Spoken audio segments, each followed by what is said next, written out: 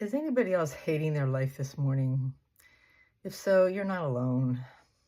I'm going on 5 years now caring for my husband who's living at home with Lewy body dementia. And I had a really rough night with him last night, not because of him, but he fell asleep in a chair. I couldn't wake him up. I couldn't get him into bed.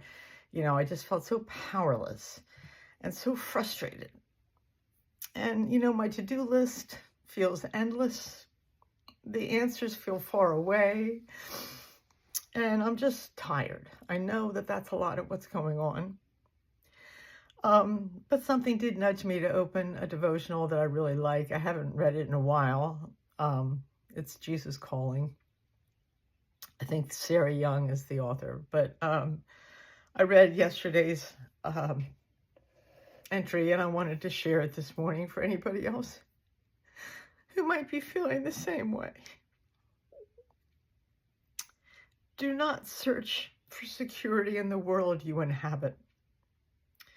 You tend to make mental checklists of things you need to do in order to gain control of your life. If only you could check everything off your list, you could relax and be at peace. I think that every day. It's crazy.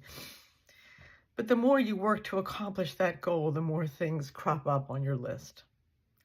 The harder you try, the more frustrated you become.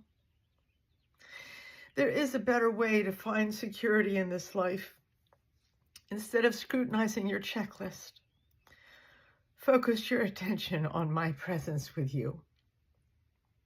This continual contact with me will keep you in my peace. Moreover, I will help you sort out what is important and what is not, what needs to be done now and what does not. Fix your eyes not on what is seen, our circumstances, but on what is unseen, which is God's presence. So, no matter how you practice your faith, whether you believe in God or love or the universe or spirit or just something bigger than your thoughts and feelings, please try to turn your attention to that today, even if it's for small moments. That's what I'm going to do. Let's face it, as caregivers, well, as human beings, we often think that peace is going to come, if we just check something else off our list, or if we finally get our finances in order, or if we fix something in somebody else. And, it just doesn't work that way. But I think our discouragement, that feeling, that heavy feeling, is a signal. It's not failure. I think it's maybe a cue to pause, not push further. I know this morning I woke up and I just was like, okay, and I fell right back into the same trap I was in last night. Let me just get this stuff done, let me try to figure things out before Ben wakes up. And all that really happened was just these intense emotions, I guess, that needed to be expressed. So, this reading today reminded me that the world's version of peace and control is not, well, I should say it's temporary. I'll temporarily feel good if I get something done. But I want lasting peace.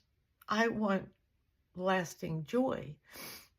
And that really only comes from trusting, again, in something that's beyond this world. So please put in the comments today, what helps you to just get beyond the world's version of peace, the world's version of control, and get to a place of lasting peace. If you're watching this and you're feeling overwhelmed, maybe this message is for you. We don't have to figure it all out right now. We just need to return to presence. So once again, I'm going to trust that we are not alone. We are being guided. And that even when our checklist says otherwise, we can remember that we're safe and we're loved and we'll be guided to the next best thing. And I'm going to do my best to just post this video as is. There's a part of my brain that's saying right now, like, oh, dear God, you can't post that. But I'm going to, even if it makes no sense, because maybe it will help somebody else know they're not alone. I love you all.